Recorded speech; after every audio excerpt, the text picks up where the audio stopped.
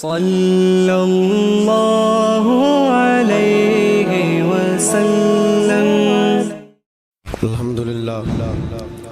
الحمدللہ رب العالمین والعاقبۃ للمتقین والصلاة والسلام علی اشرف الانبیاء والمرسلین وعلی آلہ وصحبہ اجمعین، اما بعد۔ اعوذ باللہ من الشیطان الرجیم، بسم اللہ الرحمن الرحیم۔ یا ایہا الذین آمنوا اتقوا اللہ ولتنظر نفس ما قدمت لغد واتقوا اللہ ان اللہ خبیر بما تعملون۔ صدق اللہ العظیم وصدق رسولہ النبی الکریم۔ ان اللہ وملائکتہ یصلون علی النبی یا ایہا الذین آمنوا صلوا علیہ وسلموا تسلیما۔ الصلاۃ والسلام علیک یا سیدی یا رسول اللہ وعلی آلک واصحابک یا حبیب اللہ۔ اللہم صلی علی سیدنا و مولانا محمد معدن الجود والکرم وآلہ وبارک وسلم۔ حمد و صلاۃ کے بعد اللہ تبارک و تعالیٰ نے قرآن مجید سورۃ الحشر کے اندر ارشاد فرمایا ہے کہ یا ایھا الذین آمنوا اتقوا اللہ، اے ایمان والو اللہ سے ڈرو، وَلْتَنْظُرْ نَفْسٌ مَا قَدَّمَتْ لِغَدٍ، ہر آدمی یہ سوچ لے کہ اس نے اپنے آگے کیا بھیجا ہوا، جو اس نے آخرت کے لیے جمع کرایا ہے وہ کیا ہے، یہ غور کر لے وہ۔ وَاتَّقُوا اللَّهَ، اور پھر ڈر جاؤ اللہ سے۔ ان اللہ خبیر بما تعملون، فرمایا تم جتنے مرضی پردے ڈالتے پھرو، تمہارے رب کو تمہارے تمام کاموں کی خبر ہے، اسے پتہ ہے تم کیا کرتے، وہ جانتا ہے۔ عزیز دوستو، بزرگوں اور بھائیوں، قرآن مجید نے دو چیزوں پر بڑا زور دیا ہے، ایک اللہ کو ماننا، اور اللہ کو ماننے کا مطلب ہے نبی پاک کو بھی ماننا، اللہ کو ماننے کا مطلب ہے کتابوں کو بھی ماننا، قرآن پاک کو بھی ماننا۔ لیکن دو باتیں آپ کو زیادہ ملیں گی، ایک ایمان، اور اس کے بعد سب سے زیادہ زور ہے ایمان بالآخرت پر، آخرت کو مانو۔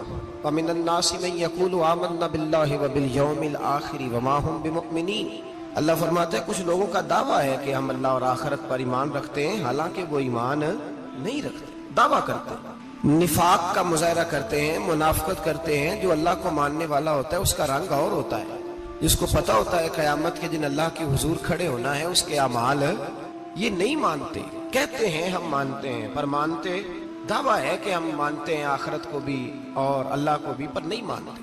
قیامت قائم ہونا ضروری ہے، اگر وقوع قیامت نہ ہو تو ظالم کی تو موجیں لگ گئیں، جابر تو موج کرے گا، فاسق اور فاجر تو کہیں گے دنیا میں بھی ہم اپنے اقتدار کے زور پر جیتے رہے، آج بھی ہمیں پوچھنے والا کوئی نہیں۔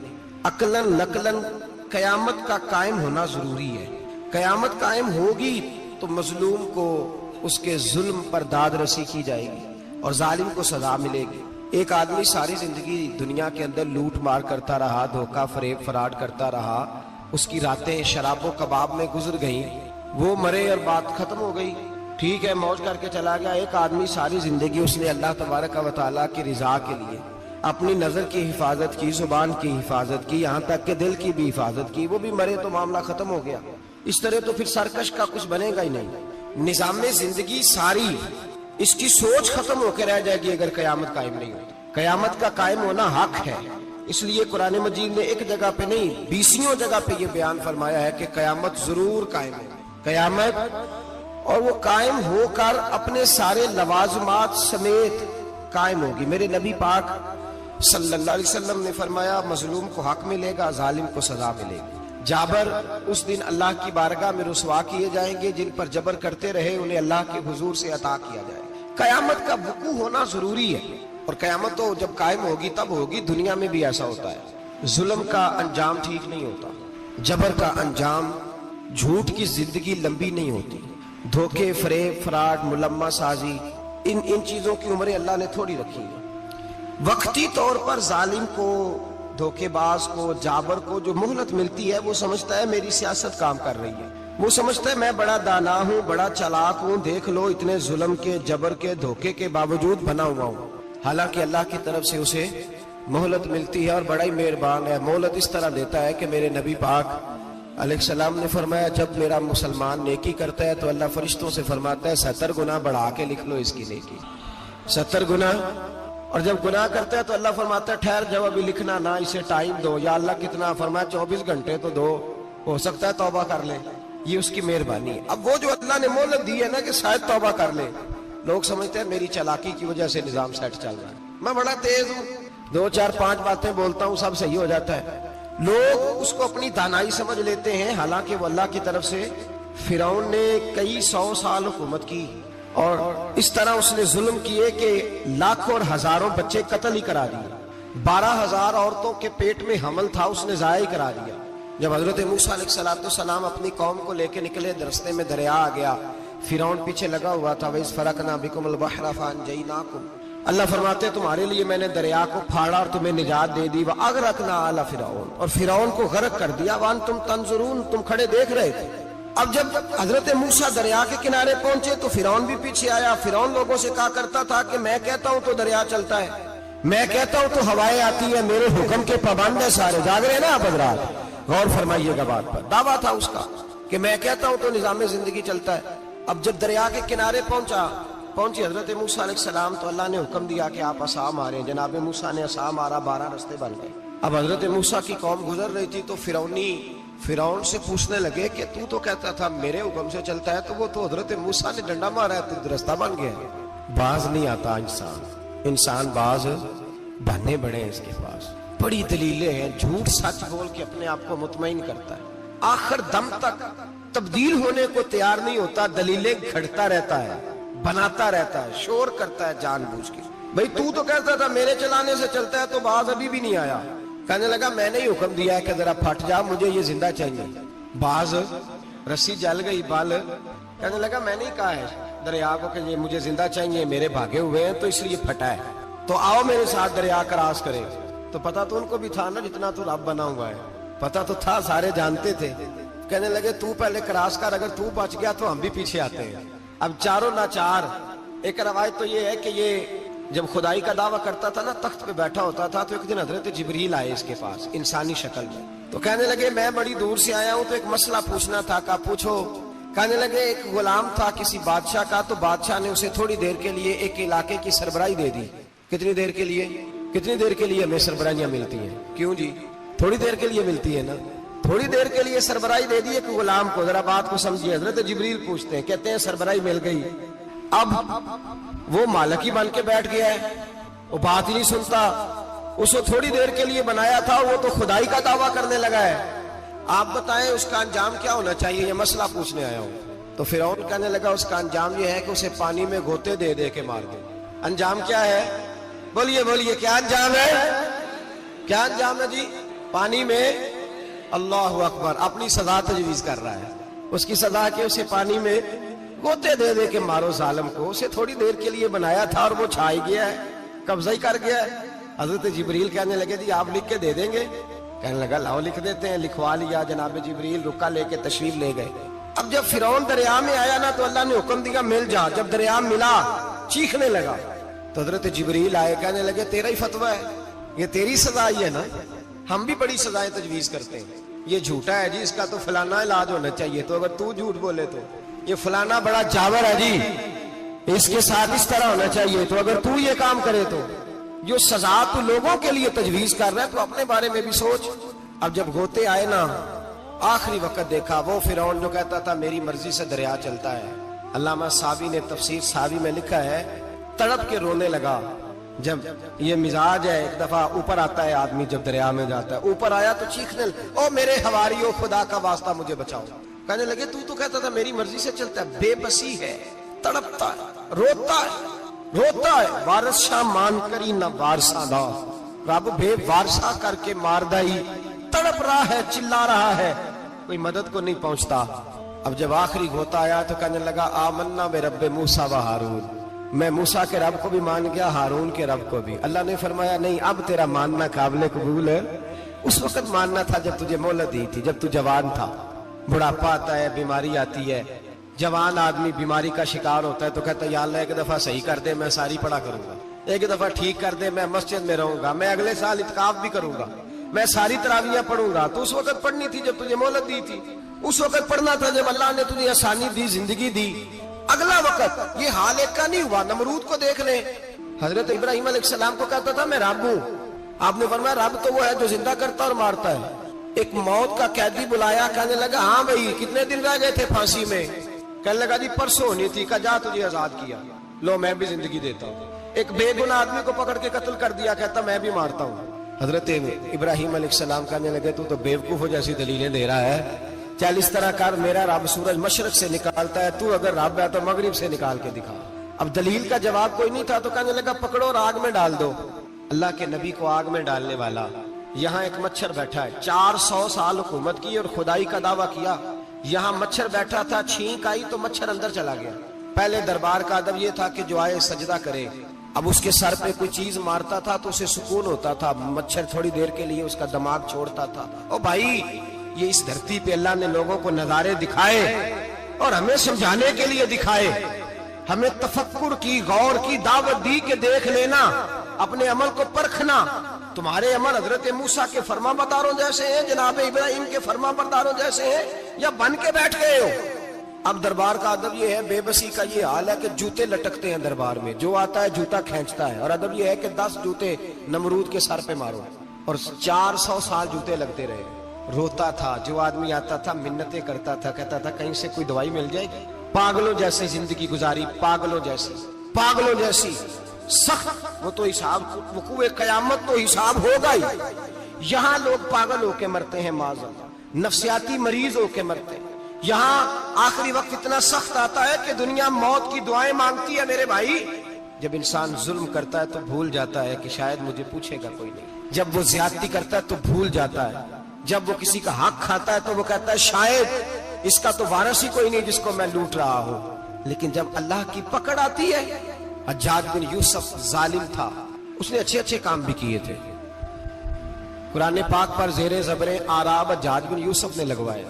محمد بن قاسم کو ہندوستان سندھ کے علاقے فتح کرنے بھی حجاج بن یوسف نے بھیجا تھا. ساری خوبیاں اپنی جگہ پر, ظالم بہت بڑا تھا. کسی آدمی نے اس کے سامنے کونے کی طرف منہ کر کے ساتھ والے سے بات کر لی تو کہنے لگا میرے خلاف کیا, اس کو لے جاؤ 2 ٹکڑے کر کے واپس لے آؤ. توتی بولتا ہے نا اقتدار. جب کسی کے ہاتھ اقتدار ہوتا ہے نا, وہ چاہے ایک گھر کا ہی کیوں نہ ہو, وہ 10 بندے فیکٹری میں کام کرتے اور جو ان کا مالک ہوتا ہے وہ کہتا میں مالک ہوں, مجھے مانو. جب تو صاحب اقتدار ہوتا ہے نا, جب تو سسر بن کے بیٹھتا ہے اور کسی غریب گھر کی بہو آتی ہے 2-4 تو کہتا میرا اقتدار ہونا چاہیے. جب میں کھانسنے لگوں تو ہر آدمی کے ہاتھ میں ٹشو پیپر ہونا چاہیے. جب میں بولنے لگوں تو بندے ہوئے ہاتھوں سے ہر آدمی جی کرتا ہوا کھڑا ہونا چاہیے. جس آدمی کا, اور یہ کام بہو بھی کرتی ہے کئی دفعہ, وہ بھی کہتی ہے کہ تمہیں پتا نہیں میں کتنا لمبا چوڑا جہیز لے کے آئی ہوں. جب میں سونے کے لیے اپنے بیڈ روم میں جاؤں تو خبردار بوڑھے بابے کو اجازت نہیں کہ وہ کھانسے. اماں کو چاہیے کہ اگر اس کو بڑی سخت پیاس بھی لگی ہے تو میرے سوتے باورچی خانے میں برتن نہ کھٹکھٹائے. جو جہاں بھی جس اسٹیج پہ بھی بیٹھتا ہے وہ کہتا ہے کوئی نہیں مجھے پوچھنے والا, میں مطلق العنان ہوں. جوان بوڑھوں کا مذاق اڑاتے ہیں, سمجھتے ہیں شاید کبھی بوڑھے نہیں ہوئے, مذاق اڑاتے ہیں. تندرست لوگ بیماروں کا مذاق اڑاتے ہیں, شاید کبھی بیمار نہیں ہونا. حجاج بن یوسف ظالم تھا, ظلم کرتا تھا, زیادتی کرتا تھا. حضرت سعید بن جبیر ایک تابعی بزرگ تھے, اتنے بڑے بزرگ تھے کہ ساری رات نماز پڑھتے تھے, سارا سال روزہ رکھتے تھے. ایک دن انہوں نے منبر پہ بیٹھ کے کہا کہ حجاج ظلم سے باز آ جائے ورنہ اللہ کی لاٹھی بڑی بے آواز ہے. اللہ کی لاٹھی, اس کا کیا مطلب ہوتا ہے؟ اس کا مطلب ہے جب رب کی لاٹھی چلتی ہے تو اس کی آواز, اس کا پہلے کوئی پیغام, وہ پہلے اعلان نہیں کرتا کہ تگڑے ہو جاؤ لاٹھی چلنے لگی ہے. لاٹھی چلتی ہے پر اس کی آواز, سمجھ آ رہی ہے میری بات کی؟ جمعۃ الوداع کے لیے تشریف لانے والے احباب خاص غور فرمائیے گا. حجاج بن یوسف کو پتا چلا کہ حضرت سعید بن جبیر نے میرے خلاف بات کی, بلا لیا. کہنے لگا تو نے میرے خلاف بات کی؟ فرمانے لگے کی ہے. کہنے لگا تجھے پتا ہے میں قتل کر دوں گا. آپ فرمانے لگے نہ تو زندگی کا مالک ہے نہ موت کا مالک ہے, تو کیسے قتل کر؟ کہنے لگا تجھے پتا ہے میرا؟ فرمایا میں نے تجھے نہیں, میں نے تو کئی شداد, کئی حماد, کئی قارون, کئی فرعون, کئی نمرود دیکھے, کئیوں کی داستانیں سنی. تو کون ہے؟ تو چھوٹا سا ہے. ایک جملہ ہے ملا جلال الدین رومی کا, بڑے درویش تھے, ایک بات کہہ گئے. کہنے لگے نمرود جتنے پیسے نہیں, فرعون جتنی حکومت نہیں, قارون جتنی دولت نہیں, ورنہ فرمانے لگے میرے زمانے میں بھی کئی لوگوں کا خدا بننے کو دل کرتا ہے, کئی لوگوں کا دل کرتا ہے, لیکن نمرود جتنے پیسے، فرعون جتنی طاقت اور قارون جتنی دولت نہیں، ورنہ ہو سکتا ہے لوگ دعویٰ کر جائیں معاذ اللہ ثم معاذ اللہ۔ یہ آج سے کئی سو سال پہلے وہ کہہ رہے ہیں، آج تو حالات بڑے ابتر ہیں، اس کی نسبت خطرناک۔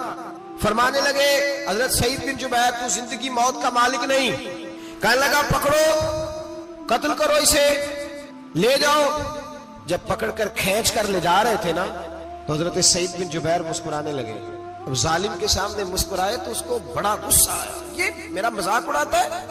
بلا لیا، ادھر آؤ، کیوں مسکرا رہے ہو، کیا ہوا؟ تو حضرت سعید بن جبیر کہنے لگے میں مسکرا رہا ہوں تیری بیوقوفی پر اور اپنے اللہ کی دی ہوئی ڈھیل پر۔ میں مسکرا رہا ہوں کہ یا اللہ کیا بات ہے، کیا تیرا شان ہے، کیسے لوگوں کو ڈھیل دی ہوئی ہے۔ میں مسکرا رہا ہوں تیری بیوقوفی پر کہ تو سمجھتا ہے شاید مجھے پوچھنے والا کوئی نہیں۔ کہنے لگا اس کو باہر نہ لے جاؤ، میرے سامنے قتل کرو۔ ٹھیک ہے جی، قتل کرنے لگے تو حضرت سعید بن جبیر نے منہ کعبے کی جانب کر لیا۔ انی وجہت وجہی للذی فطر السماوات والارض حنیفا وما انا من المشرکین۔ جب آپ نے یہ آیتیں پڑھی نا کہ میں نے منہ کر لیا ہے اپنے رب کی جانب، کرو مجھے قتل، کہنے لگا نہیں نہیں، اس کا منہ پھیرو، کعبے کی طرف ہو کے قتل نہ ہو، ہے ظالم پر پاگل ہو گیا ہے۔ حضرت سعید بن جبیر کے حوصلے نے شکست دے دی، ناکام ہو گیا، مخبوط الحواس ہو، کہنے لگا اس کا منہ پھیر دو۔ جب کعبے سے پھیرا تو آپ فرمانے لگے للہ المشرق والمغرب فانما تولى فثم وجه اللہ۔ اللہ فرماتا ہے تو مشرق اور مغرب سارا ہی اللہ کا ہے، جدھر بھی منہ کرو گے ادھر اللہ ہی اللہ ہے، جدھر بھی منہ کرو گے ادھر اللہ ہی اللہ ہے، چاروں جانب پھیر دے، جدھر منہ پھیرنا ہے تو نے پھیر دیا منہ۔ حضرت سعید بن جبیر کے گلے پہ خنجر رکھا تو آپ نے ہاتھ اٹھائے، کہنے لگے اے اللہ میرے بعد اسے کسی اور پر مسلط نہ کرنا، میرے بعد کسی اور پر مسلط نہ، بس میں آخری ہوں۔ جب آپ ذبح ہوئے تو اتنا خون نکلا کہ لوگ کہتے ہیں جتنا اونٹ کے وجود سے نکلتا ہے، تر ہو گیا سارا اس کا دربار۔ ایک سمجھدار آدمی کو بلا کے کہنے لگا اتنا خون میں نے بڑے بندے قتل کرائے ہیں پر اتنا خون نہیں نکلا۔ تو وہ کہنے لگے لوگ مر جاتے، مرتے وقت ڈر جاتے ہیں، سہم جاتے ہیں، خون سکڑ جاتا ہے، لگتا ہے یہ شخص جب دنیا سے گیا ہے تو ڈٹ کے گیا ہے، یہ ڈٹ کے گیا ہے دنیا سے۔ حجاج بن یوسف رات کو سویا تو تڑپ کے اٹھا، کیا ہوا؟ گھر والے کہنے لگے کیا ہوا؟ کہنے لگے سعید بن جبیر خواب میں آئے اور کہتے ہیں اٹھ مجھے بتا تو نے مجھے کیوں قتل کیا، بتا کیوں مارا؟ اگلی رات پھر سویا تو وہی خواب، پھر سویا تو وہی۔ گناہ نفسیاتی مریض بنا دیتا ہے، ظلم تجھے مخبوط الحواس کر دیتا ہے۔ جب تو زیادتی کرتا ہے تو اللہ فرماتے ہیں کہ تو اللہ کو بھولتا ہے، اللہ تجھے اپنا آپ بھلا دیتا ہے، پھر تو بھول جاتا ہے، پھر تو سیدھے رستے پہ چلتا ہے پر بھٹک جاتا ہے، پھر تو صحیح رستوں کا تعین کر کے بھی گمراہ ہوتا ہے، پھر تو روز وہی گاڑی چلاتا ہے پر اب جب تو بریک لگاتا ہے تو نہیں لگتی۔ جب گناہوں کے ساتھ تو مخبوط الحواس ہوتا ہے تو روز وہ کاروبار کرتا ہے، لیکن جب تیرے گناہ تجھے گھیر لیتے ہیں پھر اسی کاروبار میں تو نقصان اٹھاتا ہے۔ حجاج بن یوسف تڑپتا ہے، روتا ہے، یہاں تک کہ بیمار ہو گیا، پیٹ میں درد ہوتی ہے، پتہ نہیں کیا ہوا، تکلیف ہوتی ہے، پتہ نہیں، سارے حکیم، طبیب، ڈاکٹر، کوئی نہ سمجھ سکا کہ بیماری کیا ہے۔ جو بیماریاں خدائی ہوتی ہیں ان کا لوگوں کو پتا، جو آزمائشیں رب کی جانب سے ہوتی ہیں وہ ڈاکٹروں کے ہتھے نہیں چڑھتی، جو تکلیفیں اللہ دیتا ہے ان کا حکیم طبیب علاج نہیں کر پاتے، مشکل، اور شفا اسی وقت ہوتی ہے جب اللہ دینا چاہے، اور جب رب ہی دینا نہ چاہے تو بڑے بڑے ڈاکٹر کہتے ہیں کہ ہمارے بس کی بات نہیں رہی۔ بغداد سے حکیم آئے، پیٹ دیکھا، کہنے لگے نہ تیرے معدے میں کوئی دقت ہے، نہ تیرے جگر میں، نہ کسی اور جگہ، ماجرا کیا ہے؟ ایک آخری علاج ہے، آخری، وہ کیا؟ گوشت کا چھوٹا سا ٹکڑا دھاگے کے ساتھ باندھ کے منہ میں ڈالا اور پھر ایک باریک سا تنکا لے کے اس کو اندر ڈالنے لگے گلے میں۔ وہ گوشت کا ٹکڑا جب حلق کے اندر اتر گیا، اس حکیم نے واپس کھینچا تو کیسے ایسی بدبو آئی جیسی کبھی سونگی نہ تھی۔ جانور، کیڑے مکوڑے لگے ہوئے باہر نکلے، اور جب دیکھا تو جتنے محل میں لوگ بیٹھے تھے چلاتے ہوئے نکل گئے کہ یہ کیا مصیبتیں ہیں۔ حکیم بھی اٹھ کے دوڑنے لگا، کہا تجھے کیا ہوا؟ کہنے لگے حجاج تیری بیماری زمینی نہیں، تیری مصیبت زمینی نہیں۔ کہا میری مرض تک تم کیوں نہیں پہنچ پا رہے؟ تو کہنے لگے لگتا ہے تو بد دعا کا مریض ہے، لگتا ہے تو ظلم کا مریض ہے، تو جبر کا مریض ہے۔ تڑپتا رہا، سسکتا رہا۔ ایک وقت وہ بھی آیا کہ گھر والوں نے کمرے میں بند کر کے تالا لگا دیا، دیوار سے ٹکرے مارتا۔ او بھائی، جو گناہوں کے بیمار ہوتے ہیں انہیں شفا نہیں ہوتی، جو ظلم جبر بربریت کے بیمار ہوتے ہیں انہیں سکون قلبی میسر نہیں آتا. دوائیاں ان بیماریوں کی بنی ہوئی ہیں جو بیماریاں زمینی ہیں, جو بیماریاں خوراک کی بد پرہیزی سے ہوتی ہیں, جو گناہوں کی بد پرہیزی سے ہوتی ہیں. ان کی بیماریاں, ان کی شفا توبہ ہے, ان کی شفا رجوع اللہ ہے, ان کی توبہ اللہ سے معافی مانگنے سے شفا ہوتی ہے. حجاج جب مرنے لگا تو بلایا, یہ رنگ بھی ذرا ملاحظہ کیجیے گا, 2-4 قریبیوں کو بلایا. پتا ہوتا ہے نا اپنے کرتوتوں کا آدمی کو, پتا سارا ہے سردار مکیتیاں, جب پتا ہوتا ہے سارا. بلا کے کہنے لگا جب میں مر جاؤں تو مجھے رات کو دفن کرنا. کیوں بھائی عورت ہے؟ کہنے لگا نہیں رات کو دفنانا. ٹھیک ہے رات کو دفنا دیں گے. پھر کہنے لگا جب صبح ہو جائے تو صبح ہونے سے پہلے پہلے میری قبر زمین کے برابر کر دینا, نشان مٹا دینا. کا وجہ تو کلمہ پڑھتا ہے, حضور کا حکم ہے کہ قبر کم از کم ایک بالش, ایک گیٹ اونچی ہونی چاہیے زمین سے کم از کم, تو تیری قبر مٹا دے. وجہ پتا ہوتا ہے اپنے ظلموں کا. کہنے لگا مجھے پتا ہے لوگ میرے مرنے کے بعد میری قبر بھی نہیں چھوڑیں گے. دنیا میں تو میرے جبر کی وجہ سے کوئی آ نہ سکا, لیکن میری قبر بھی لوگ جنازوں میں باتیں شروع کر دیتے. جنازوں میں نے ایسی بھی داستانیں سنی ہے کہ کوئی مرا تو لوگ جوتوں کا ہار قبر پہ ڈالا ہے. نہیں بھائی تو جب زندہ تھا تو تیرے جبر ظلم کی وجہ سے نہیں کو بول سکا. ایک تو ہے قیامت میں حساب ہوگا, یہاں دنیا میں حساب ہونے لگتا ہے. اتنی لمبی زبانیں لوگوں کی لٹک کر مرتے وقت باہر نکل آتی ہیں. دعا کریں, جمعہ ہے, اللہ تعالیٰ ایمان کی موت عطا فرمائے. دعا فرمائے رب تعالیٰ اللہ تبارک و تعالیٰ توبہ کر کے جانے کی توفیق عطا فرمائے. جاگے اور سنے اور دعا کرے, اے اللہ تو ہمیں ظلم سے ویسے ہی محفوظ فرما. اگر ہم زیادتی کرنے لگے تو اے اللہ ہمیں اس سے منع فرما, ہمیں اس سے تو یہ توفیق دے کہ ہم باز آ جائیں اس گناہ سے. میرے بھائی ایک تو دنیا میں سزا ہے, پھر قیامت کی سزا ہے, اور وہ زیادہ سخت ہے, وہ زیادہ سخت ہے. ہم لوگوں نے نا ہیلے بہانے بڑے بنائے ہوئے ہیں. بینک کے ساتھ کاروبار کرنے والا کہتا ہے نہیں مجبوراً لیا ہے, مجبوراً. مر رہا تھا تو, آخری لمحوں پہ تھا تو جائز ہے, جائز ہے. اس وقت جب تجھے کھانے کو لقمہ نہ لگے تو حرام کھانا بھی جائز ہے. کیا دقت تھی؟ کیوں اللہ رسول کے مقابلے میں کھڑا ہوا تو؟ کیوں سود کا دھندا کیا؟ کیا تکلیف تھی؟ کہاں تو الجھ گیا تھا؟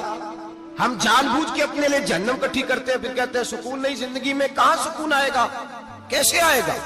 ہم نے خود آگ لگائی ہے چمن میں اپنے. جو قیامت کی سزا ہے, میرے نبی پاک علیہ السلام نے فرمایا رب تمہیں سامنے کھڑا کرے گا.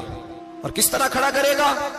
فرمایا لوگوں کے وجود سے کپڑے اتر جائیں گے, زمین اس طرح دہکے گی جس طرح تانبا زمین پہ رکھا جائے اور آگ جلائی جائے. تانبا دیکھا آپ لوگوں نے؟ یہ بھی گرمی گزری ہے نا, تو فرش پر جب سورج پڑتا تھا تو ننگے پاؤں چلا نہیں جاتا تھا. صحیح کہہ رہا ہوں؟ ننگے پاؤں, بچے کا پیر زمین پہ لگتا ہے تو چیخ اٹھتے ہیں, کہتے ہیں او جل گیا پیر. حالانکہ یہ فرش دنیا کے, اور اگر تانبے کے اندر خاصیت ہے کہ اگر کوئی دھات جلدی اور زیادہ گرم ہوتی ہے تو وہ تانبا ہے. میرے نبی نے مثال دی تو اس کی دی جو سخت تھا, فرمایا تانبے کی طرح زمین تپائی جائے گی اور پھر ننگے پاؤں رب تمہیں کھڑا کرے گا. آج سورج کی پشت تمہاری جانب ہے, قیامت میں منہ تمہاری جانب ہوگا. نیزہ آپ نے دیکھا ہوگا, نیزہ ہوتا تھا. فرمایا یہ جو تم نیزے دیکھتے ہو صرف 1.25 نیزے کے برابر سورج قریب آ جائے گا, اور پھر اللہ تمہیں سامنے کھڑا کر کے تم سے سوال جواب کرے گا. اور حضور نے کہہ دیا ہے تو اب کسی نعت خواں کے کہنے سے بات بدل سکتی, کسی پیر کے کہنے سے جملہ بدل سکتا, کسی خطیب کے کہنے سے فکر نہ کرنا وہ سامنے جنت پڑی ہے, اب بات بدل سکتی. خدا کی رحمت پر بھروسہ رکھنا ضروری ہے, نبی پاک کی شفاعت کی امید رکھنا, بولیے. لیکن جو حضور نے بیان کیا ہے اس کو ماننا بھی یہ بھی ضروری ہے. میرے نبی پاک نے فرمایا اللہ تم سے حساب لے گا اور اللہ پوچھے گا, تم نے جواب دینا ہے. حضور کس شے کا؟ فرمایا جو پہنتے ہو اس کا جواب نہیں دینا, جو کھاتے ہو اس کا جواب نہیں دینا, جو اللہ کے رستے میں دیتے ہو اس کا جواب, باقی ہر شے کا جواب دینا ہے. ادھر جو پلاٹ ہے اس کا بھی جواب دینا ہے, اور جو بچوں کو پیسے بتائے ان کا بھی جواب دینا ہے, جو چھپائے ہیں ان کا بھی. ثم لتسألن یومئذ عن النعیم, جو کمیٹی اپنے محلے میں ڈالی ہے اس کا بھی جواب دینا ہے, جو سسرال کے علاقے میں ابا جی سے چوری ڈالی ہوئی ہے اس کا جواب بھی, سب کا جواب دینا ہے, تمام حساب کتاب. اور اللہ فرماتے ہیں میں سامنے کھڑا کر کے ہر سوال کا تجھے ہر سوال کا جواب. اچھا یہ جو بڑے لوگ تھے وہ حساب سے ڈرتے تھے, ہم چھوٹے لوگ ہیں ہم حساب سے ہم نہیں ڈرتے, ہم کہتے ہیں دیکھی جائے گی. بڑے لوگ جو تھے وہ حساب سے حضرت ابو بکر صدیق دعا کرایا کرتے تھے, دعا کرو اللہ مجھ سے حساب نہ پوچھے. حضرت عمر فاروق رضی اللہ تعالیٰ عنہ اپنے بیٹے سے کہتے تھے, بیٹا اپنے باپ کے لیے رحمت کی دعا کرنا, میں درگزر والا ہوں, میں حساب والا کوئی نہیں. بڑے لوگ ڈرتے تھے, بڑے لوگ. حضرت عثمان غنی قبر پہ کھڑے ہوتے تھے تو داڑھی آنسوؤں سے بھیگ جاتی. غلام کہتے ہیں حضور 3 دفعہ نبی پاک نے آپ کو جنت کی بشارت دی, 3 دفعہ بشارت دی ہے, تو آپ کیوں اتنا روتے ہیں؟ عثمان غنی فرماتے جس رسول نے مجھے جنتی کہا ہے اسی محبوب نے مجھے فرمایا تھا عثمان قبر آخرت کی منزلوں میں سے پہلی منزل ہے. اور آپ فرماتے میرے تو کمرے میں دیا گل ہو جائے تو مجھے ڈر لگتا ہے, اس میں تو مکمل اندھیرا ہے. آپ فرماتے کھڑکیاں بند ہو تو دم گھٹنے لگتا ہے, اس کو تو دروازہ ہی کوئی نہیں, روشن دان تک نہیں. بھائی جو بڑے تھے وہ ڈر رہے تھے. مولا علی شیر خدا نماز کا وضو کر کے کانپتے تھے, کانپتے. علی آپ مرحب کے سامنے نہیں کانپے, خیبر کا دروازہ اکھاڑتے نہیں کانپے, بدر احد خندق حنین اور خیبر میں نہیں کانپے, تو یہاں آپ فرمانے لگے مالک کے سامنے جاتے ہوئے ڈر آتا ہے. بڑے لوگ کانپتے تھے, بڑے لوگ. آج کون سا جمعہ ہے؟ سارے بولیے. حالانکہ یہ اگلے سال دوبارہ آئے گا, ہمارا نہیں پتا کہ ہم ودا ہو جائیں کہ کیا بنے. یہ کون سا جمعہ ہے؟ آیا جمعہ تو ودا آئے ہم. آج ایک فکر لے کر کے جانا, ایک سوچ. جہاں روز رات کو بیٹے کی ٹینشن, بیٹی کی ٹینشن, بھائی کی ٹینشن, پوتے کی ٹینشن ہوتی ہے نا, ایک ٹینشن اور اپنے آج ایک ٹینشن بڑھا لو, قبر کی ٹینشن پیدا کر لو, قیامت کی تھوڑی سی فکر کر لو, تھوڑی سی, ایک لمحے کے لیے صحیح تھوڑا خیال پیدا کرے. حضرت حسن بصری نام سنا ہوا ہے نا, یہ حضرت علی کے شاگرد ہیں. نبی پاک کے گھر میں آ جاتے تھے کئی دفعہ, بچے تھے جب. حضرت حسن بصری تابعی ہیں. فرماتے خانہ کعبہ میں عمرہ کرنے گیا, طواف کعبہ کر رہا تھا تو بڑا عجیب منظر ہوا, رات کی تنہائی ہوئی. اس وقت کئی دفعہ طواف بند بھی ہوتا تھا, اس لیے کہ رش کم ہوتا تھا تو رات کو سب سو جاتا. کہتے رات ذرا گہری ہوئی تو لوگ اپنا اپنا خیمہ لے کے جاتے تھے. اب تو ہوٹل ہے نا تو خیمے لگتے تھے, لوگ خیمہ لے کے جاتے تھے, جہاں جگہ ملتی تھی خیمہ لگا کے رہتے تھے. فرماتے میں رات کو سویا خیمے میں, ایک دردناک آواز آئی, میٹھی ہے دھیمی ہے پر درد بڑا ہے. کوئی رونے والا رو کے کہتا ہے اللہ حساب قیامت میں مجھ سے نہ لینا, اے اللہ تنہائی میں جتنا مرضی حساب لینا پر لوگوں کے سامنے نہ لینا. اور پھر کہتا ہے اللہ فضل تو تب کرے جب تو میرا حساب پوچھے ہی نہ. پھر چند منٹ گزرے تو پھر وہ رونے لگا, میرے کانوں میں آواز آئی, کہنے لگا اے اللہ حساب تو ان کا لیا جاتا ہے جو حساب کے قابل ہوتے ہیں. اعلیٰ حضرت کہتے ہیں نا رضا سے تو کیا حساب لے گا, رضا بھی کسی حساب میں ہے. اے اللہ میں قابل نہیں, مجھ سے حساب نہ لینا. کہتے تھوڑی دیر گزری تو پھر وہ رونے لگا, پھر ذرا سانس سنبھلے تو پھر کہنے لگا اے اللہ میں تو لوگوں کو کوئی بندہ حساب پوچھ لے تو نہیں دے سکتا, میں تجھے کیسے حساب دوں گا. پھر تڑپنے لگا. کہتے تھوڑی دیر گزری تو پھر ایک لفظ انہوں نے کہے رونے والے نے, کہنے لگے اللہ دیکھ تیرے محبوب کا فرمان ہے جو معافی مانگے تو اسے معاف کر دیا کرتا ہے. اے اللہ میں معافی مانگنے آیا ہوں اور مسجد نہیں آیا, میں کعبۃ اللہ ہی آ گیا ہوں. کہتے وہ اتنا روئے کہ چیخ آئی ان کی, اور جب دھڑام سے کوئی زمین پہ گرا تو میں پریشان ہوا کہ اب تو بے ہوش ہو گیا. فرماتے ہیں میں زور سے اٹھا فٹافٹ اور اس شخص کی طرف بڑھا. میرے دل میں خیال ہے کوئی گناہگار ہے بیچارہ, تو چلو میں بھی دعا کرتا ہوں, اس کو کہتا ہوں بیٹے فکر نہ کر, اللہ تیری مدد کرے گا. فرماتے میں گیا اس نیت کے ساتھ کہ میں کہوں گا چلو اٹھو تم بھی دعا کرو, میں بھی کرتا ہوں, اللہ ہم سے حساب نہ پوچھے. کہتے میں گیا تو وہ شخصیت بے ہوش پڑی تھی, کالے سیاہ بال ان کے چہرے پہ بکھرے ہوئے تھے. کہتے لوگوں جب میں نے زلفیں ہٹائیں چہرے سے تو میرا وجود کانپنے لگا آسمان ٹوٹ پڑے گا, زمین پھٹ جائے گی, ستارے بکھر جائیں گے, آج بہ جائیں گے سمندر. فرماتے میری چیخیں نکل گئی, یہ کوئی گناہگار تو نہیں, یہ تو حضرت فاطمہ کے پوتے امام زین العابدین ہے, یہ تو امام حسین کا وہ بیٹا ہے جو کربلا میں تنہا بچے تھے. فرماتے میں امام کا چہرہ دیکھا تو بھاگ کے آیا, اور میں نے اپنی داڑھی ان کے پیروں کے ساتھ مس کی, اور میں نے کہا حضور اٹھیے. امام اٹھے تو میں نے کہا شہزادے تیرے تو اشارے سے اللہ کئی گناہگاروں کو بخشے گا, تیری تو دعا سے اللہ بخشے گا, یہ کیا کر رہے ہو؟ تو امام زین العابدین کہنے لگے حسن بصری ادھر آ یار, ادھر آؤ بزرگو, میرے دادا کے پاس رہنے والے ہو, میں نے نا آج ہی سنا ہے کہ اس کا عذاب بڑا سخت ہے, آؤ میرے لیے دعا کرو, اللہ پاک مجھ سے حساب نہ پوچھے. کہا حضور نہ کریں. آپ فرمانے لگے تجھے نہیں پتا کچھ چیزیں ایسی ہیں کہ رب نے اگر حساب پوچھا تو میں واقعی جواب نہیں دے پاؤں گا.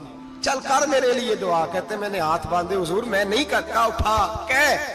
फरमाते मैंने हाथ उठाए, मैंने कहा अल्लाह तेरे रसूल का शहजादा है, ये तेरे रसूल का शहजादा है, ये कह रहा है तो फजल कर। ओ भाई जो बड़े थे वो तो तड़पते थे, सिसकते थे। अबू अली हीती कहते खाना काबा में पत्थर पे सर रगड़ रगड़ के कोई बूढ़ा कह रहा था, ऐ अल्लाह अव्वल तो हिसाब ना लेना, और अगर लेना तो मुझे अंधा करके उठाना, मैं तेरे नेक बंदों के सामने शर्मिंदा नहीं। इकबाल रो पड़े। इकबाल, कुछ लोगों ने लिखा है ये आखिरी रुबाई है डॉक्टर इकबाल की, आखिरी। इसके बाद शायद उसने कलाम, कुछ सीरत निगारों का ख्याल है। इकबाल मदीने की तरफ मुंह करके कहने लगे तू गनी अजहर दो आलम मन फकीर, अल्लाह तू गनी है मैं तो फकीर हूँ, रोज मक्शर उज्र हाय मन पजीर। ए अल्लाह अव्वल तो मेरा कोई उज्र कबूल कर लेना मक्शर के दिन, और अगर ना करना हुआ अगर तुम्ही बीनम हिसाबम ना गुजीर, अगर जरूर ही मेरा हिसाब लेना है, ए अल्लाह अगर तूने जरूर लेना है, ए अल्लाह अगर जरूर ही लेना हिसाब, अव्वल तो मेरा उज्र मान लेना, मेरी कमजोरी पे रहम करना, ए अल्लाह मेरे बुढ़ापे पर मेरी कमजोरी पर रहम करना, अगर जरूर हिसाब लेना है अज निगाहे मुस्तफा पिन्हा बगीर, तो ए अल्लाह जरा हुजूर की निगाहों से ओझल करके लेना। ए अल्लाह मुझे शर्म आएगी, मेरे मुस्तफा करीम फरमाएंगे मैं तो तुझे हर बात समझा के आया, एक एक जगह तेरी रहनुमाई करके आया, तू कैसे अमल कमा, जरा ओझल करके अज निगाहे मुस्तफा पिन्हा बगीर, जरा हुजूर की आंखों से ओझल करके साइड पे करके लेना, मैं बर्दाश्त नहीं कर पाऊंगा। हजरत अबू अली ईती कहते हैं बाबे ने सर रखा हुआ है और कहते हैं अल्लाह मुझे अंधा करके उठाना। फरमाते मैं गया, मैंने कहा चलो मैं दुआ करता हूं जाके। फरमाते जब मैंने जाके बुजुर्गों की कमर पे हाथ रखा, उनका चेहरा देखा तो ये कोई गुनाहगार तो नहीं, ये तो बगदाद के पीर अब्दुल कादिर जिलानी है, ये तो महबूब सुभानी गौसे समदानी है, ये तो वो शख्स है जो कदम लगाए तो अल्लाह विलायत अता करता है। जो बड़े थे वो डर रहे थे। मोइनुल मिल्लत बद्दीन अताए रसूल हिंदुल वली गरीब नवाज हजरत ख्वाजा मोइनुद्दीन अजमेरी रहमतुल्लाह अलैह, ख्वाजा कुतुबुद्दीन बख्तियार काकी को तन्हाई में बुला के कहने लगे मोइनुद्दीन सैयदजादा है, मोइनुद्दीन हुजूर के खानदान में पैदा हुआ है, मोइनुद्दीन से इसके पीर को बड़ी उम्मीदें थी, मोइनुद्दीन को रसूल पाक ने हिंदुस्तान भेजा था, पर कुतुबुद्दीन यार मोइनुद्दीन तबलीग का हक नहीं अदा कर सका। हजरत ख्वाजा कुतुबुद्दीन कहने लगे हुजूर 90 लाख तो मुसलमान कर दिए, और क्या हक था? फरमाया नहीं, जब तू तहज्जुद की नमाज पढ़े ना बेटा अपने लिए दुआ मांगना तो खुदा से कहना मौला मेरे पीर की कोताहियां माफ कर। वो जिस एजाज का था वो काम नहीं कर सकता, जो बड़े थे उनकी तो बातें बड़ी थी, ये जो हम छोटे आए हैं ना नए, टिकटें देते फिरते, टिकटें, बेनमाजी जाहिल अनपढ़ पीर टिकटें बांटता है लोगों को, तू भी बख्शा है तू भी बख्शा है।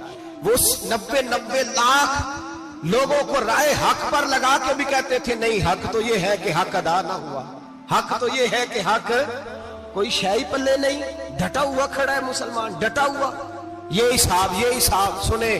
किसी ने हजरत अबू हुरैरा से कहा कि कोई ऐसी हदीस सुनाओ जो आपको भी बड़ी महबूब हो।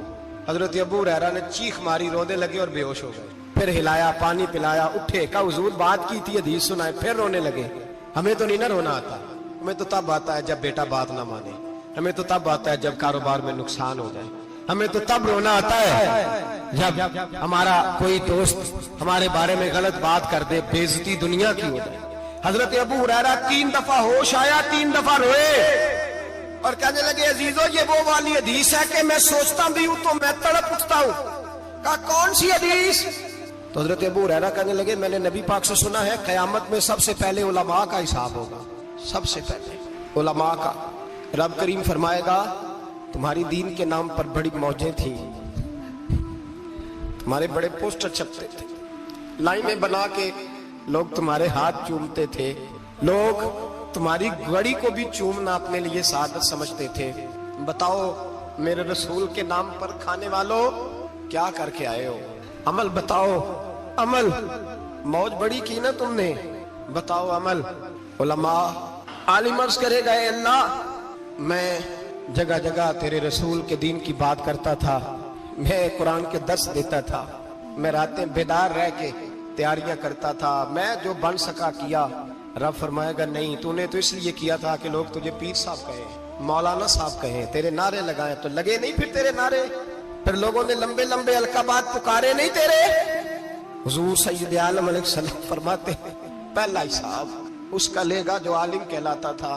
रब पूछेगा तुझे ताकत दी, हिम्मत दी, बोलने की सलाहियत दी, अपने फजल से दी, बता क्या कमा के आया है। हजरत अबू हुरैरा रोते हैं, कहते हैं मैं भी तो हदीसें सुनाता हूँ, मैं भी तो आलिम हूँ, मेरे पीछे भी तो लोग भागते हैं। लोगों बताओ अगर अल्लाह ने अबू हुरैरा से पूछा तो क्या जवाब देगा?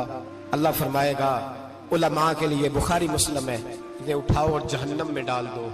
इमाम गजाली फरमाते हैं अगर किसी आलिम को सजा मिली तो सबसे सख्त आलिम को मिलेगी। दुआ फरमाए अल्लाह मेरे जैसे लोगों को हिदायत का रास्ता अता फरमाए, और जो कहते हैं समझते हैं अल्लाह उस पर अमल की तौफीक अता फरमाए। फरमाया हजरत अबू हुरैरा ने दूसरे नंबर पर सखी अल्लाह की बारगाह में खड़ा किया जाए, मालदार।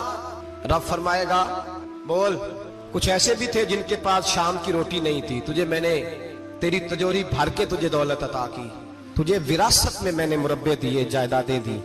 बता वो कुछ वो थे सवेरे मजदूरी करने जाते थे, कमा के लाते थे, हजारों रुपया तेरी बैंक में पड़ा था, बता क्या किया तूने? ऐ अल्लाह मैंने मस्जिद में दिए, मदरसे में दिए, 30 दिन इफ्तारियां पकाता रहा। अल्लाह फरमाएगा तू झूठ बोलता है, तू सारा कुछ इसलिए करता था कि लोग तुझे सखी कहे। हाँ हाँ तेरा ऐलान हुआ मस्जिद में, लोगों ने कहा वो देखो कितने पैसे दे रहा है, इसका वो देखो नाम लिखा हुआ है अस्पताल के एक कोने में कि ये वाला ब्लॉक फलां सेठ साहब ने बनाया, ये देखो लिखा हुआ है कि ये कमरा मदरसे का इसने बनाया, तो लिख दिया गया, नारे लग गए, अब जा दौड़ जा। अल्लाह जहन्नम में फेंक देगा। फरमाया फिर शहीद खड़ा किया जाएगा। हाँ भाई तुझे ताकत दी, हिम्मत दी, बता कहां खर्च की, कहां? ए अल्लाह शहीद ही हो गया। फरमाया वो तो इसलिए हुआ था कि लोग तुझे शहीद कहे, बहादुर कहे, तेरे नाम पे रोड का नाम रखा जाए, तमगाए हुस्ने कारकर्दगी मिले, सो मिल गया। मेरे लिए बता क्या करके आया है मेरे लिए, इसे उठाओ और जहन्नम में फेंक दो। भाइयों अजाब कड़ा है, अजाब सख्त है, हिसाब सख्त है, और जो हिसाब लेने वाला है उसको। मैं ना तरावी हो रही थी तो कारी साहब ने एक सूरह यासीन शुरू की, वमताजुल यौमा अय्युहल मुजरिम। अल्लाह फरमाता है क़यामत में मैं कहूंगा मुजरिम जो है ना वो सफों से बाहर आ जाए, सफों से बाहर आ जाए। एक हमारे फिजिक्स के टीचर होते थे तो बड़ी सख्त छड़ी मारते थे, तो जब वो कद भी बड़ा था, जलाल भी बड़ा था और उसूल बड़े अच्छे इंसान थे लेकिन सख्त, तो मुझे याद आता था कि जब वो सवेरे आके कहते जिसने काम नहीं लिखा वो बाहर निकल आए। दो किस्म की चोट लगती थी, एक तो ख्याल ये आता था कि शर्मिंदगी बड़ी होगी कि सारे स्टूडेंट बैठे हैं और 2 3 4 उनको कहा वहां मुर्गे बन जाओ, बड़ी शर्म आती थी। और फिर जब वो मारते थे तो इतना सख्त मारते थे कि कई दिन तकलीफ रहती थी, बताया नहीं जाता था। वो स्टूडेंट बताते थे कि यार इससे बचो किसी भी तरीके, और किसी का काम रह भी जाता था, कहते थे इस पीरियड की ड्यूटी सबक याद करके आना है। सख्त टीचर के बारे में तेरा मेरा ये रवैया है। तो याद आ रहा था जब वो कह रहे थे ना वमताजुल यौमा अय्युहल मुजरिमून, तो मैं सफ में खड़ा था तो 2 कतरे मेरे बह गए आंसू के। मुझे साथ बच्चा कहने लगा तबीयत ठीक है, मैंने कहा तबीयत तो ठीक है, कुछ याद आ गया है कि मैदान महशर में यहाँ तो छुपे हुए है ना ऐब, छुपे हुए। और भाई रब बड़ा करीम है, ऐबों के बावजूद नवाजता है। मेरा दावा यह है अगर हमारे ऐब खुल जाएं, लोग हमें धरती पे जीने ना दें, लोग जीने ना दें, निकाल दें, अपने भी हमें बर्दाश्त ना करें, ये तो उसका करम है। पता सारा है सरदार कीतियां दा, पर्दा चपाया ही तेरा भला होसी। वमताजुल यौमा अय्युहल मुजरिमून। अल्लाह फरमाएगा मुजरिम बाहर आ जाए। या अल्लाह क्या होगा जब सवाल जवाब होंगे? तो रब फरमाते हैं तेरी जुबान पे मोहर लगा के बंद कर दूंगा, तेरे हाथ बोलेंगे, पैर बोलेंगे, सर बोलेगा, पेट बोलेगा। उस वक्त की फिक्र पैदा करें, टेंशन पैदा करें। वकूए कयामत हक है। और बांध के ना लोग पैर बांध के जोर के साथ बांधते। सगा बेटा जब कब्र में दफन करता है ना तो वो भी कहता है वो कोना, ये कोना थोड़ा सा मिट्टी कम है, यहाँ भी मिट्टी डालो। पहले लोग रोजाना जाते हैं, फिर हफ्ते के बाद, फिर महीनों बीत जाते हैं। कुछ कब्रें ऐसी भी हैं जिन पे खड़े हों तो लगता है कब्रें रो रही हैं और कहती हैं जाओ मेरे घर वालों से जाके कहो कोई फेरा ही लगा जाए। तो एक दफा आए तो सही, कोई मट्टी नहीं डालता। बादशाहों की कब्रें रोती हैं, सरमायादारों की कब्रें रोती हैं, कोई जाता नहीं। इतने इतने मोटे सुराख है कब्रों में, आप अपने शहर के कब्रिस्तान फिर के देख लें, सुराख है। ओ भाई हजरत मौला अली शेर खुदा कब्रिस्तान गए تو پہلے رونے لگے، پھر کہنے لگے قبروں والوں کیا حال ہے تمہارا؟ تو آپ فرماتے ہیں مردہ مجھے اندر سے بول کے کہنے لگا علی کفن پھٹ گیا، ہڈیاں ٹوٹ گئی، مال تو دے آئے تھے وارثوں کو پر حساب ہمیں دینا پڑ رہا ہے، تو بتا پیچھے کیا حالات ہیں؟ تو حضرت علی کہنے لگے تمہاری بیویوں نے اور نکاح کر لیے، تمہارے دوستوں نے نئے دوست بنا لیے، تمہاری اولادوں نے تمہارے بغیر جینا سیکھ لیا، تمہاری جائیدادیں بٹ گئیں، تمہارا پیسہ تقسیم ہو گیا، پہلے تو کوئی تمہارا نام لیتا تھا، اب تو تمہارا ذکر ختم ہو گیا، اب تو ایک دو نسل تک تمہارا ذکر تھا، اب تو تمہیں یاد ہی کوئی نہیں کرتا۔ کہتے ہیں لوگ یہاں کوئی رہا کرتا تھا، یہاں کوئی ہوا کرتا تھا، اب تو تم قصہ پارینہ قصہ ماضی ہو گئے، حساب کا وقت قریب ہے، قریب آ گیا وقت۔ اللہ فرماتے ہیں اقترب للناس حسابهم وهم فی غفلۃ معرضون، فرمایا حساب کا وقت قریب آ گیا ہے تو ابھی بھی غافل ہے۔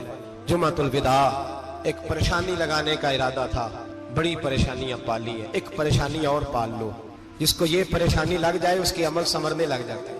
یہ پریشانی پال لو کہ اگر مجھے حساب دینا پڑے، حضرت عمر کا فرمان، آپ فرمایا کرتے تھے اپنا حساب خود کر لو قبل اس کے کہ اللہ تمہارا حساب کرے، خود کر لو اپنا حساب، خود کھاتے ٹھیک کر کے رکھو، چیک کر کے رکھو۔ میری دعا ہے اللہ پاک ہمیں ان میں شامل کرے جن کو وہ معاف کرنے والا ہے، آمین۔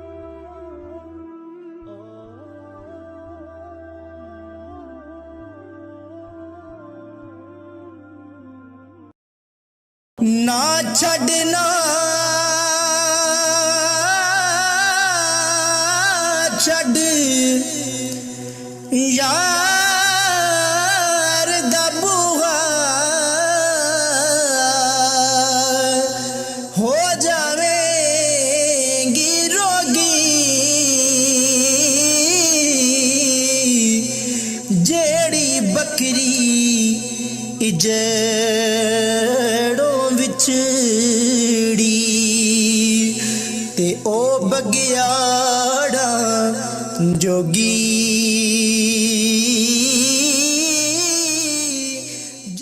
ٹر گئے یار جدائیاں والے ہو مینوں چھڈ گئے وچ پردیساں ہوئے اٹھن جوگی نہ چھڈ گیا مینوں ہو